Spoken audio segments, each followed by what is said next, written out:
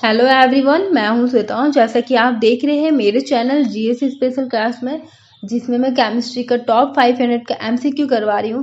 तो आज मैं 46 नंबर क्वेश्चन से बताने जा रही हूं। जिन्होंने मेरी पहले वाली वीडियो नहीं देखी है, जिसमें मैं 1 से लेके 45 नंबर क्वेश्चन करवा चुकी हूँ, तो वो मेरे डिस्क्रिप्शन बॉक्स में उसका लिंक पड़ा हुआ है, तो आप वहाँ से देख सकते हैं। चलिए बिना देर के स्टार्ट करते हैं वीडियो को। किसी रासायनिक अभिक्रिया में भाग लेते हैं।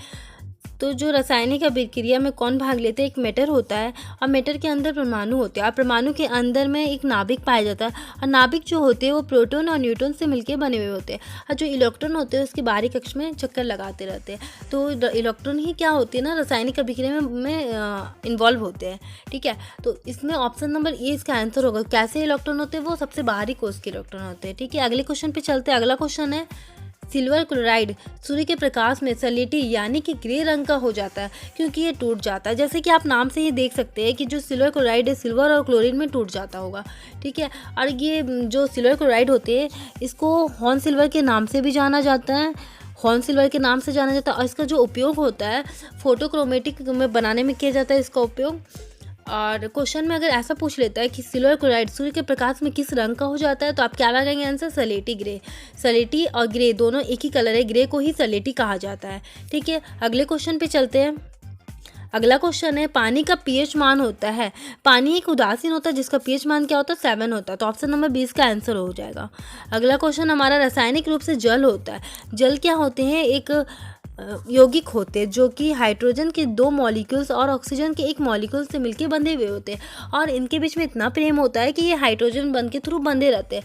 तो क्या होता है कि अगर हम इसको अलग करेंगे तो ये क्या अपना अस्तित्व रख पाएगा?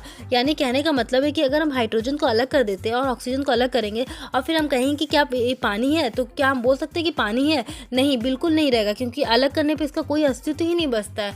यानी कहने का मतलब है कि कोई भी यौगिक को हम क्या करते हैं, एक निश्चित अनुपात में 2 तत्वों को लेकर जब मिलाते हैं तो इससे एक जो पदार्थ बनता है वो यौगिक कहलाता है। ठीक है, तो यहाँ पे क्या हो रहा है, हाइड्रोजन जो है ऑक्सीजन हाइड्रोजन के साथ जाके जुड़ रहा है। ठीक है, तो जब भी कोई ऑक्सीजन किसी भी तत्व के साथ जुड़ता है तो वो ऑक्साइड बनाता है। क्या बनाता है? ऑक्साइड बनाता है। तो इसका आंसर क्या हो जाएगा? एक ऑक्साइड है। ठीक है, रासायनिक रूप से क्या है? ऑक्साइड है। अगला क्वेश्चन है, मिर्ची से उत्पन्न नहीं जलन का कारण है। मिर्ची में ऐसी क्या चीज उपस्थित होती है जिसकी वजह से जलन नहीं होता है? तो क्या हो जाएगा? Option number C, capsaicin. ठीक है, ये ऑप्शन नंबर सी हो जाएगा इसका आंसर। 51 नंबर क्वेश्चन, एक हाइड्रोजन के परमाणु नाभिक होते हैं। ठीक है, हाइड्रोजन के परमाणु के नाभिक क्या होते हैं? ठीक है, उसमें क्या उपस्थित होते हैं? जो हाइड्रोजन होते हैं उसके 3 समस्थानिक होते हैं और समस्थानिक का कहने का अर्थ हुआ कि जिसके प्रोटॉनों की संख्या तो समान होगी लेकिन इलेक्ट्रॉनों की संख्या, न्यूट्रॉन की संख्या जो होगी वो डिफरेंट होगी। ठीक है, इसके न्यूट्रॉन क्या होंगे? इसके न्यूट्रॉन 1 हो जाए। इसके ऊपर में जो रहता है द्रव्यमान, प्रोटॉन प्लस न्यूट्रॉन दोनों रहते हैं। ठीक है, यहाँ पे 1, यहाँ 2 हो जाएगा, यहाँ 3 हो जाएगा। ठीक है, और जो न्यूट्रॉन होंगे, न्यूट्रॉन इसमें 0 होंगे, इसमें 1 होंगे, इसमें 2 होंगे। यानी कहने का अर्थ हुआ कि जो समस्थानिक हम किसी कहेंगे जिसके प्रोटॉनों की संख्या समान होगी लेकिन न्यूट्रॉन की संख्या क्या होगी? डिफरेंट होगी। ठीक है, और इसमें हाइड्रोजन को 3 समस्थानिक जो होते हैं, तो पहला का नाम है प्रोटियम और दूसरा का नाम है ड्यूटेरियम और तीसरा का टाइटेनियम। ठीक है, तो इसी तरह से आप देख सकते हैं जो हाइड्रोजन, पहला हाइड्रोजन है, इसमें क्या है? इसमें आपका ये तो प्रोटॉन है। ठीक है, ये प्रोटॉन है, तो बचा क्या? कुछ बच रहा, ऊपर में प्रोटॉन प्लस न्यूट्रॉन दोनों होता है, तो यहाँ पे प्रोटॉन है, तो यहाँ पे न्यूट्रॉन है क्या? नहीं है। तो क्या नाभिक में क्या उपस्थित होता है? केवल प्रोटॉन होते हैं, केवल एक प्रोटॉन होते हैं। तो ऑप्शन नंबर क्या हो जाएगा इसका? ऑप्शन नंबर ए इसका आंसर हो जाएगा। ठीक है, अगर इसी क्वेश्चन में कह देता है कि बताइए परमाणु, जो हाइड्रोजन के जो परमाणु के नाभिक होते हैं, क्या उसमें न्यूट्रॉन उपस्थित होते हैं? तो जी नहीं, बिल्कुल नहीं होते न्यूट्रॉन। और अगर उस जगह पे नहीं के जगह पे 0 लिख देगा तो आप 0 पे लगाइएगा टिक। ठीक है, अगले क्वेश्चन पे चलते हैं। अगला क्वेश्चन है, डायनामाइट के निर्माण में प्रयोग होता है। जो डायनामाइट बनते हैं उसमें क्या चीज़ का उपयोग होता है? ठीक है, तो जो डायनामाइट होता है वो एक विस्फोटक होता है। ठीक, अब विस्फोटक का आविष्कार किसने किया था? डायनामाइट का आविष्कार किसने किया था? अल्बर्ट नोबल ने। कब किए थे? 1863 ईस्वी में किए थे। ठीक है, 1863 में किए थे अल्बर्ट नोबेल ने। और इसमें क्या होता है ना कि नाइट्रोग्लिसरीन एक पदार्थ है, उसको एक अक्रिय पदार्थ जैसे कि लकड़ी का बुरादा ही ले लीजिए, उसके साथ अवशोषित करा के बनाया जाता था। ठीक है, तो अब क्या हो रहा है, इसका उपयोग धीरे धीरे कम होता चल रहा है। अब आधुनिक में इसका उपयोग कम होकर इसकी जगह पे क्या उपयोग होने लगा है, सोडियम नाइट्रेट। तो यहाँ पे ग्लिसरॉल दिया हुआ है, तो ऑप्शन नंबर ए हम लगाएंगे। ठीक है, इसका आंसर ऑप्शन नंबर ए होगा। अगला क्वेश्चन पे चलते हैं। अगला क्वेश्चन है धावन सोडा का रासायनिक नाम क्या है, यानी कि जो कपड़े धोने वाला सोडा होते हैं उसके रासायनिक नाम क्या है, तो सोडियम कार्बोनेट है। ठीक है, सोडियम कार्बोनेट, इसका ऑप्शन नंबर सी हो जाएगा। और इसका अगर पूछता है रासायनिक सूत्र क्या है, तो रासायनिक सूत्र होता है Na2CO3.10H2O। ठीक है, जो जल के मॉलिक्यूल्स कितने होते हैं, 10 होते हैं। ठीक है, इसी तरह से ये रासायनिक सूत्र हो गया। अगर आप इसका जो हम उपयोग करते हैं, जो धोने वाला सोडा है, इसको कपड़े धोने में तो करते ही है, साथ में ये पानी का जो खारापन है उसको ख़त्म करता है, और जो पेट्रोल होते हैं उसको शुद्धिकरण करने के लिए भी इसका उपयोग किया जाता है। तो चलिए दूसरे क्वेश्चन पे चलते हैं। अगला क्वेश्चन हमारा, निम्नलिखित में से कौन सी एक गैर विद्युत अपघटन नहीं है।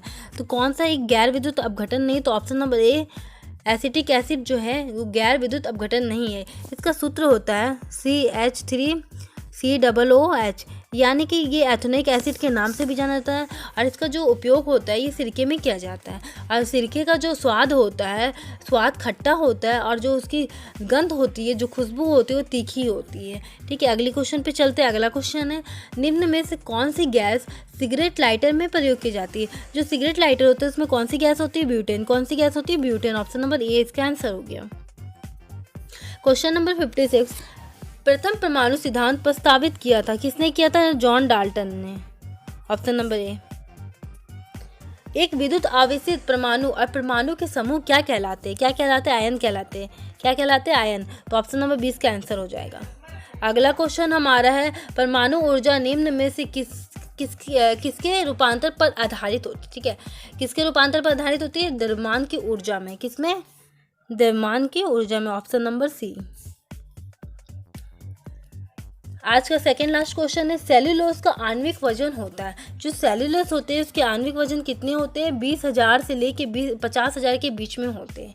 ठीक है, कितने होते हैं, 20,000 से 50,000 के बीच में। तो आज का हमारा लास्ट क्वेश्चन है, एक परमाणु क्रिया निम्न में से किसके संदर्भ में संतुलित होनी चाहिए। तो द्रव्यमान है, ऊर्जा है, या दोनों है। तो क्या होगा, दोनों, द्रव्यमान भी चाहिए और ऊर्जा भी चाहिए। तो ऑप्शन नंबर सी इसका आंसर हो जाएगा। तो प्लीज़ गाइस बताइएगा कि आज का आपको वीडियो कैसा लगा, आपको क्वेश्चन किस तरह के लग रहे हैं। अगर आपको अच्छा लगता है कमेंट करिए, और मुझे सजेशन देना चाहते तो उसे भी कमेंट करके बता सकते हैं। और किसी ने मुझे कमेंट करके पूछा था, क्या ये NCERT बेस्ड क्वेश्चन आप करवा रहे हो। तो जी हाँ, बिल्कुल मैं NCERT बेस्ड ही क्वेश्चन करवा रही हूँ जो लास्ट ईयर में पूछे गए थे।